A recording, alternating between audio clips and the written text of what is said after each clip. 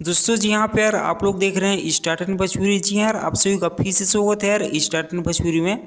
खैर लेकिन यहाँ पे अब बात करें जैसे कि यार आप लोगों को यहाँ पे पता है जो कि पहला प्यार यहाँ पे पवन सिंह जी का यहाँ पे गायकी है जो कि आज तक यहाँ पे जो शुरू से यहाँ पे जो भी हीरो बन चुके हैं जो कि पावर स्टार कला रहे हैं भोजपुरी का।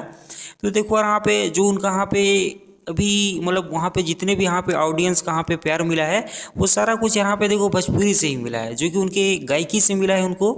तो देखो यार ऐसे में उनको यहाँ पे गायकी छोड़ना चाहिए क्योंकि राजनीति की खैर यहाँ पे बात रही तो राजनीति भी चले मतलब थोड़ा सा यहाँ पे पावर स्टार यहाँ पे जो उनका नाम है वो हो सका कहीं धूमिल यहाँ पे ना हो जो कि फैंस का यहाँ पे कहीं ना कहीं यहाँ पे धीरे धीरे थोड़ा वहाँ पे मतलब उनके तरफ वहाँ पे जो वहाँ पे चाहत थी कहीं ना कहीं यहाँ पे कम होते जा रही है।